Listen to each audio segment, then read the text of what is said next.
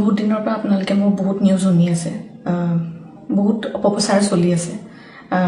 যি নিউজ বাজিছে তাৰ 10%ও সঁচা নহয়।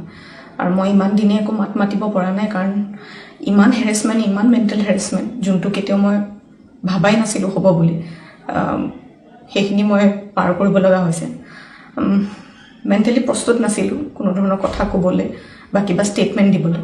সেইটো কাৰণে 7 দিন মই যেনে তেনে কটালোঁ। কিন্তু এতিয়া জোখতকৈ বহুত বেছি অপপ্ৰচাৰ চলিছে। বহুত ধৰণে মোক সাঙুৰ খুৱাইছে বিভিন্ন ক্ষেত্ৰত। ন্যায়ালয়ে মোক দোষী কৰাৰ আগতে নিউজ মিডিয়াই মোক দোষী কৰি মোক এতিয়ালৈকে ফাঁচি দিছে। মোক অলৰেডি মই দোষী বুলি কথা কৈছে। আৰু বহুত ধৰণৰ নিউজ, বিভিন্ন ধৰণৰ নিউজ, য'ত মোৰ কেছটোৱে ট্ৰেডিঙৰ ওপৰত আছিলে, কিন্তু এতিয়া কেছটো অকল মোৰ ওপৰত হৈ গ'ল। আজি ফাইনেলি বহুত দিনৰ পিছত সাহস কৰি মই ছাৰেণ্ডাৰ কৰিব ওলাইছোঁ। মই ফুল কোঅপাৰেট কৰিম পুলিচৰ লগত। ইমান দিনে কৰিব পৰা নাছিলোঁ। মই পলাই ক'তো থকা নাই, মই লুকাই আছিলোঁ অকণমান।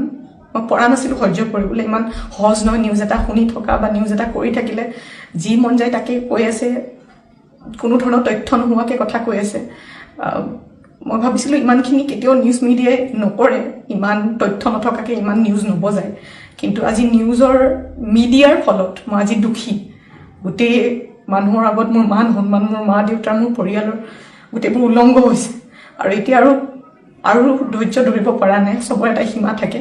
সেইটো কাৰণে আজি মই ছাৰেণ্ডাৰ কৰিম। আৰু মোৰ বিশ্বাস যে তথ্য চাই ন্যায়ালয়ে ডিচিশ্যন ল'ব, আৰু মিডিয়াৰ নিউজ চাই নহয়।